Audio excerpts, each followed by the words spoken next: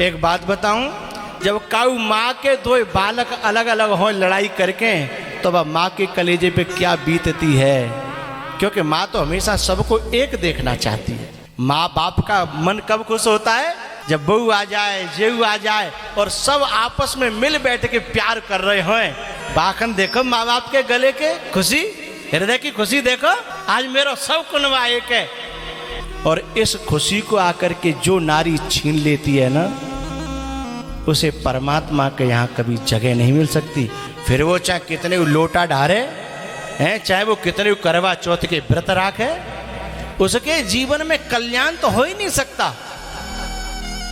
और वो भी तो कभी मां बनेगी।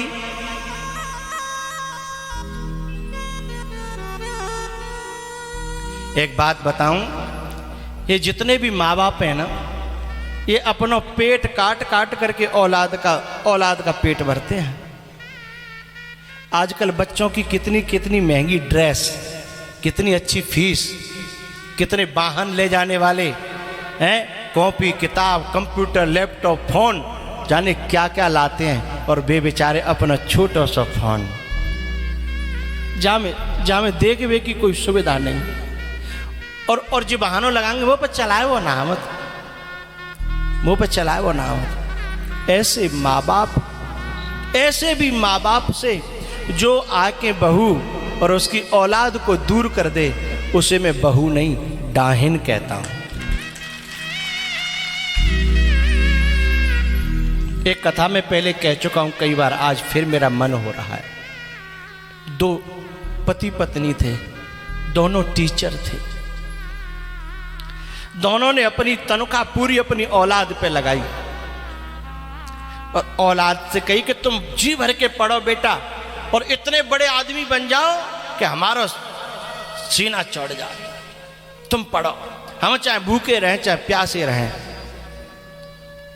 लेकिन दोनों बात करते कि दोनों बड़े आ जाएंगे, कमाएंगे, फिर सब एक रहो करेंगे, हमें पेंशन आवेगी और जे कमाएंगे एक बड़ो सा घर बनवाएंगे, सब छोरा नाती बेटा सब संग रहेंगे। लेकिन पता है कभी कभी अपने भूरी भैंस के पड़रा काउदन तेरो ही खेत हो जा रहेंगे। खुद के पढ़ाई लिखाई खुद के बड़े करे, एक इंजीनियर बनेगो, एक डॉक्टर बनेगो और एक फलाने देश में एक फलाने देश में। अब माँ बाप रिटायर है गए। अब रिटायर हो जाते हैं ना, तब माँ बाप को औलाद की जरूरत होती है। अब ये दोनों कहने लगे पति पत्नी के, बेटा अब तो भगवान की कृपा थे हम पे सब कुछ धन खूब है गो, और तुमने भी मुझको तो कमा लो, अब अपने देश आ जाओ, मिल के रहेंगे। अब ये दोनों कहते हैं इंडिया में क्या रखा है माँ। अब माँ बाप को तो वतन से बहुत प्यार होता है। माँ बाप को मन जा गांव में रहे हो, जिंदगी गुजारियो पर गांव में मन लगा तो है। तो माँ बाप रोज फोन करें, बेटा इंजीनियर कह दे कि मैं तो नहीं आ पाऊंगा, छोटा इंजीनियर था। बड़े से कह दो, बड़ों कह दे मेरी तो डॉक्टरी है, सब धंधा चौपट हो जाए, मैंने यहाँ जमाया है। पति ने पत्नी से कहा कि मैंने तो ते पहले ही कही कि इतनो बड़ो मत बनावे कि हमारो कद बहुत छोटो है जाए, इतनो बड़ो मत बनावे। अब दोनों आपस में रोई लो करें कि हमने बच्चों को खो दिया, पढ़ाया नहीं हमने खो दिया, बड़ा नहीं बनाया हमने अपने जीवन से फेंक दिया। एक दूसरे समझा लो करे, कोई बात ना है ला, मैं छोटे से बात करूंगी कल। फिर वो छोटे से बात करें, बेटा अब हम बूढ़े हैं गए, हम पे काम ना हो, मैं नौकर रख दूंगा मैया। नौकर नौकर की तरह करेगो, बेटा बेटा की तरह करेगो। नौकर काले नो देनो, वो तो ड्यूटी बजावेगो, अपने घर जावेगो, रात में चाहे मरो चाहे जियो। नौकर रख दिया, लेकिन नौकर कहीं सेवा थोड़ी करते हैं। एक दिना बाके बाप ने कही कि अंतिम बार यूं कह के देख ले कि कह तो आ जाओ, और नहीं तो तेरे जाने हम मर गए और हमारे जाने तुम मर गए। अंतिम बात कहना चाहते, झटका लगे तो शायद आ जाए। बाकी माँ ने कही बेटा या तो तू आ जा और नहीं तो हमारे जाने तू मरेगा और ते जाने हम मर गए और काउतना मरी जाएंगे। तुम्हें तो 10 साल है गई कब आए कि नहीं देखे हम।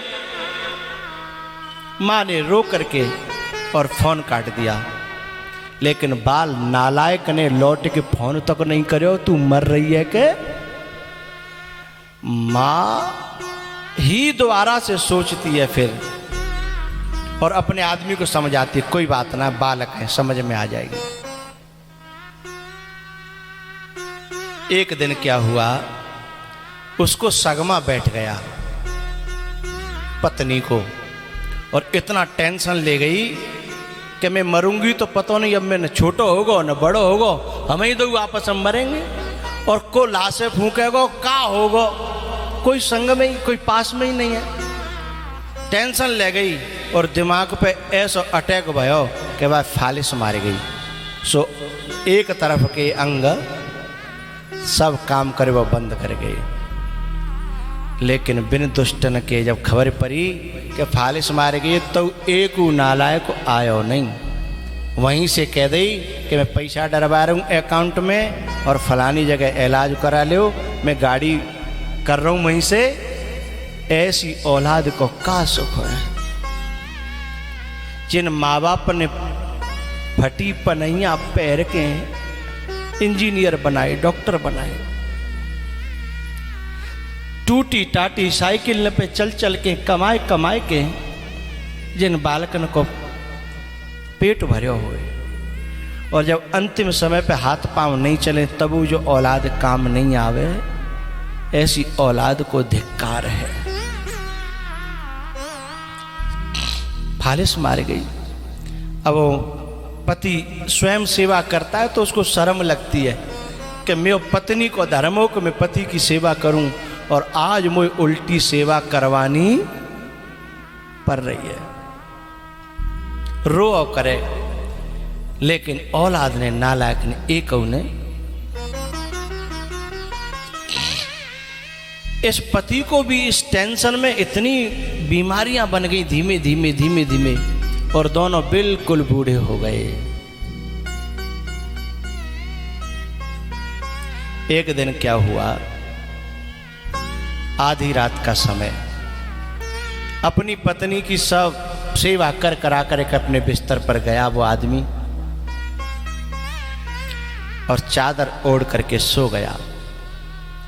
सुबह उसका नियम था 5 बजे जगने का और अपनी पत्नी के लिए चाय वगैरह बनाना, लेकिन आज पत्नी ने देखा कि 6 बज गए, ये जगे नहीं और आवाज़ जो लकुआ मारा था तो गले में भी मारा था, आवाज़ भी नहीं निकलती थी। तो एक हाथ थोड़ा सा चलता था, उसने अपना बेड बजाया कि सुन लें तो जग जाए, लेकिन वहाँ कोई हलचल नहीं हुई।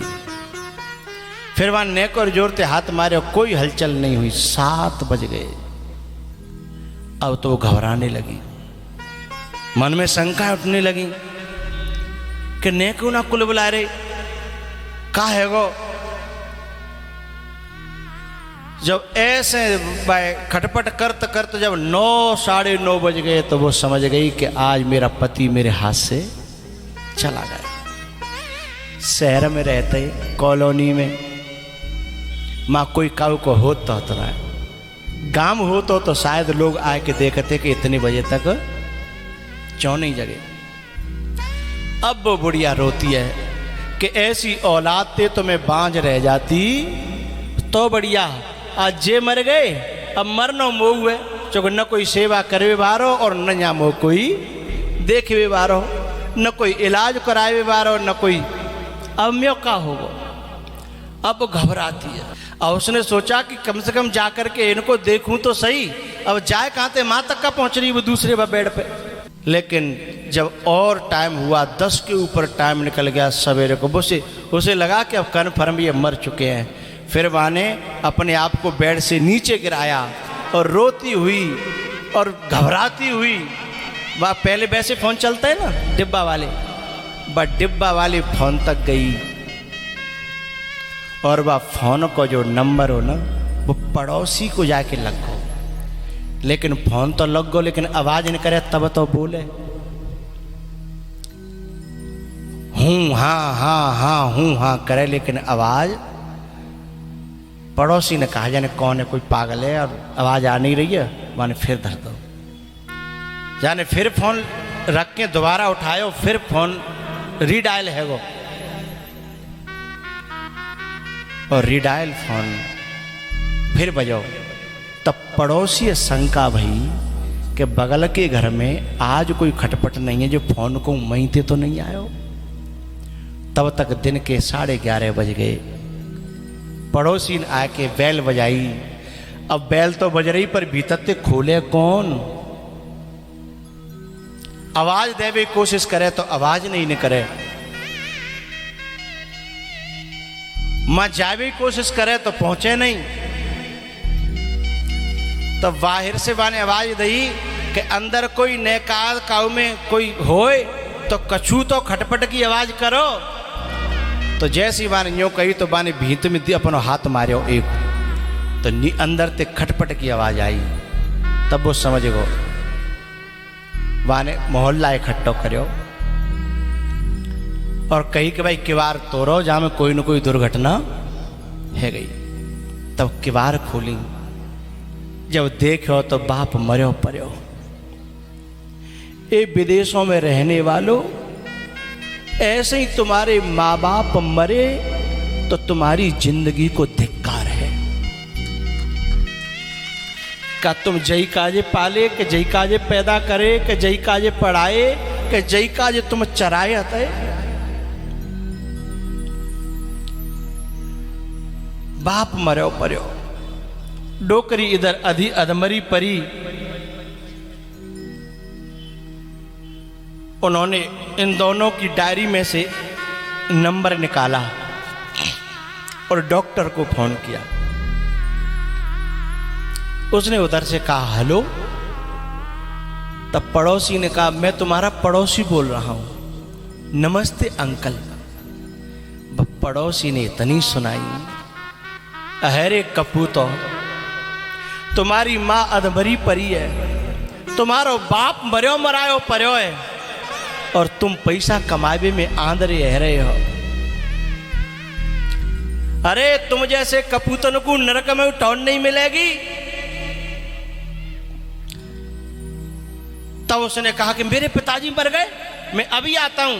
तब मान के अब आके मत मरियो, तब तू जिंदे में 10 साल है कबू नहीं आयो। तो अब आके क्या करोगे, हम ही फूंक देंगे, क्योंकि तेरे जैसे कपूतों का तो लाश से भी हाथ लगाने का धर्म नहीं है। तू तो पैसा ही तेरा बाप है, पैसा ही तेरी मां।